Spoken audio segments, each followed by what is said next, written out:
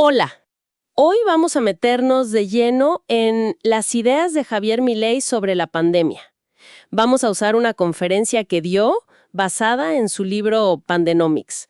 La idea es desgranar un poco su visión, ¿no? Su crítica a cómo se manejó todo globalmente, qué piensa sobre la libertad, la economía y, bueno, especialmente qué dice de Argentina. A ver, Milei arranca fuerte. Dice básicamente que el mundo se equivocó por completo con el coronavirus y que esos errores nos costaron carísimo. Sí, es una afirmación contundente para empezar. Su punto de partida es que se exageró la amenaza. Él calcula que unas 320 veces. 320 veces. ¿Y cómo llega a eso?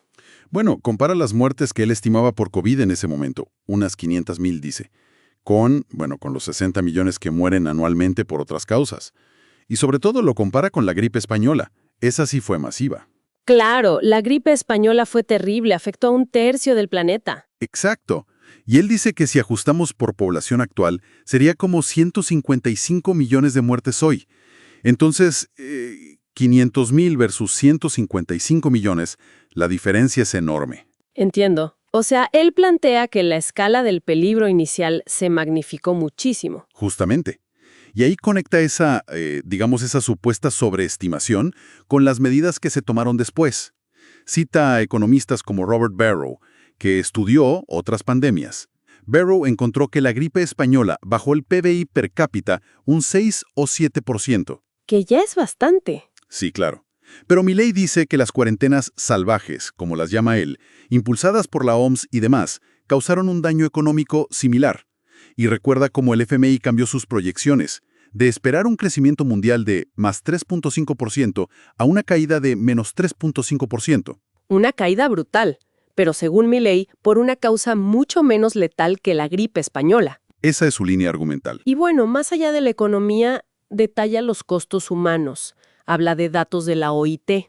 Sí, la pérdida de empleos menciona una cifra, equivalente a 305 millones de puestos de trabajo, solo en el segundo trimestre de 2020. Impresionante. Y el golpe al trabajo informal, que además es la mayoría en el mundo, ¿no? Un 62%. Exacto, y añade que esto habría generado unos 770 millones de nuevos pobres extremos. Uf.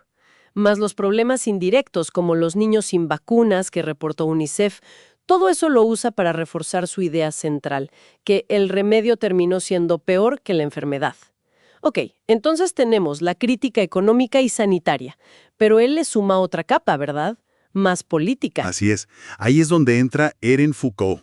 Lo cita para sugerir que las pandemias, históricamente, han sido momentos, oportunidades para que los políticos restrinjan libertades. Usando vigilar y castigar como referencia, ¿no? Sí. El argumento es que el miedo, que es una emoción muy básica, y que los medios, según él, exacerbaron, ese miedo crea una demanda de seguro. Una demanda de protección. Exacto. Y que el Estado, al que él llama colectivista, aprovecha esa demanda para intervenir más, y eso inhibe las soluciones privadas que podrían surgir. Y esta idea general sobre el miedo y el Estado la aplica de forma muy dura a Argentina. Durísima. Dice que fue el peor caso, la cuarentena más larga y profunda del mundo. Y aquí es donde usa un término muy fuerte, basado en un jurista, Ricardo Manuel Rojas. Sí, llega a plantear que la forma en que se hizo la cuarentena en Argentina podría ser un delito de lesa humanidad. Es muy fuerte. ¿Cuál es la lógica detrás de esa acusación tan grave? Bueno, su razonamiento es que hubo un ataque sistemático a la propiedad privada. O sea, te obligaban a cerrar tu negocio. Pero tenías que seguir pagando impuestos, salarios. Exacto. Y prohibían despedir. Entonces, te ahogaban financieramente. Te asfixiaban económicamente. Eso es. Y él argumenta que eso indirectamente lleva a la muerte por falta de sustento o a depender totalmente del Estado. Lo equipara a una esclavitud moderna. Y menciona ejemplos concretos, ¿no? Como el caso Vicentín. Sí.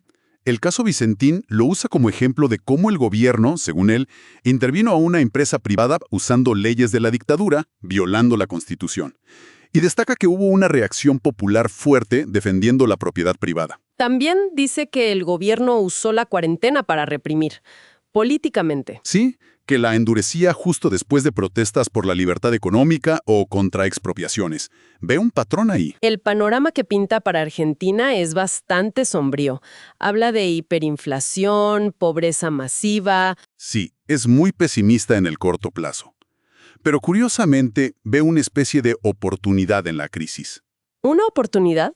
¿En qué sentido? Bueno, él espera que la propia crisis causada por lo que él llama políticas socialistas haga que la gente finalmente vea la conexión, la causa y efecto.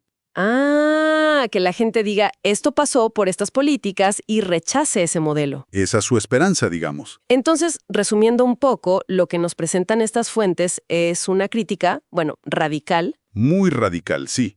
No solo a cómo se manejó la salud, sino a la respuesta del Estado en general. Vista como una amenaza a la economía y a la libertad individual. Exacto. Una amenaza que, según esta visión, se alimentó del miedo y fue aprovechada políticamente. Y Argentina como el ejemplo extremo de todo esto. Como el caso testigo, ¿sí?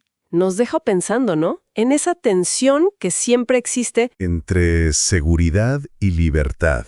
Claro. La búsqueda de seguridad, sobre todo cuando hay miedo, versus, defender la libertad, la individual, la económica. Es la pregunta clave, ¿dónde pones la línea? Sobre todo cuando las percepciones del riesgo son tan distintas y las decisiones tienen consecuencias tan profundas para todos. Una reflexión importante sin duda.